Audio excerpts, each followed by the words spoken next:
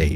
অনেকে আবার বায়ুমণ্ডলের স্তরকেও সাত আসমান বলে ব্যাখ্যা করার চেষ্টা করেছেন, অর্থাৎ troposphere, stratosphere, ozonosphere, mesosphere, thermosphere, ionosphere এবং এক্সোস্ফিয়ারকে সাত আসমান বলে ব্যাখ্যা করতে চেয়েছেন।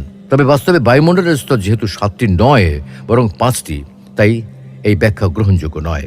এখন কথা হলো, সপ্তম শতাব্দীতে না হয় মহাকাশ সম্পর্কে জানার মতো কোনো উন্নতি যন্ত্রপাতি ছিল না, এমনকি টেলিস্কোপ পর্যন্ত ছিল না। কিন্তু বর্তমানে তো বিজ্ঞান প্রযুক্তি অনেক অগ্রগতি অর্জন করেছে। তাহলে এখন সাত আসমানের ব্যাখ্যা কি হবে? এ ব্যাপারে বিজ্ঞান কি আবিষ্কার করতে পেরেছে?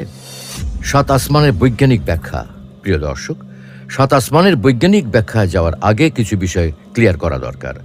বিজ্ঞানের অগ্রযাত্রায় এখন আমরা পৃথিবী আর আকাশে সীমাবদ্ধ নই, বরং আমরা পৌঁছে গেছি বিশ্ব থেকে মহাবিশ্বে, মহাকাশে, মহাশূন্যে। আধুনিক বিজ্ঞানের দৃষ্টিতে চোখ মেললেই যে আকাশ দেখি সেটা আকাশ নয়। বস্তুত আকাশ বা মহাকাশের নিজস্ব কোনো রং বা বর্ণ নেই। এটা সূর্যের আলোর নীল বিচ্ছুরণ, যার নিচে মেঘেরা ভেসে বেড়ায়। তাই বায়ুমণ্ডলের ক্ষুদ্র অণুগুলোই দৃষ্টিসীমার প্রান্তে নীল হয়ে দেখা দেয়। আবার রংধনুর সময় একই সঙ্গে সাত রঙে সেজে ওঠে। সুতরাং আমরা খালি চোখে যা দেখি তা মোটেও আকাশ বা আসমান নয়, এটি মহাশূন্য। মহাশূন্য অসীম। এটা ছড়িয়ে রয়েছে ছোট বড় অসংখ্য গ্রহ, উপগ্রহ, নক্ষত্র, ছায়াপথ, গ্যালাক্সি এবং কৃষ্ণগহ্বর ইত্যাদি, যাকে এক কথায় বলা যায় স্পেস বা মহাশূন্য।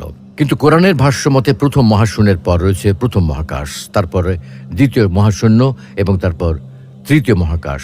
এভাবে বিশাল এক একটা মহাশূন্যের পর এক একটা মহাকাশ। এভাবে সপ্তম মহাকাশ বা আসমান।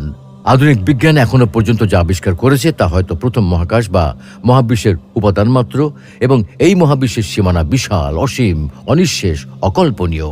ধরুন, আপনি যেখানে বসে এই ভিডিও দেখছেন সেটা পৃথিবী নামক গ্রহের একটি অতি ক্ষুদ্র অংশ, যার তুলনায় পৃথিবী অনেক বড়। কত বড় তা চিন্তা করাও কঠিন, কারণ পৃথিবীর মাত্র 29 ভাগে রয়েছে 2 শতাধিক দেশ, পাহাড়, বনভূমি, মরুভূমি, মালভূমি, সমতল ভূমি। বাকি 71 ভাগে রয়েছে পানি আর পানি। এই পৃথিবীকে আলো দেওয়া ছোট্ট সূর্যের দিকে যখন তাকাই, তখন কি ভাবতে পারি সূর্যটা কত বড়? বিজ্ঞান বলছে সূর্য পৃথিবীর তুলনায় 13 লক্ষ গুণ বড়।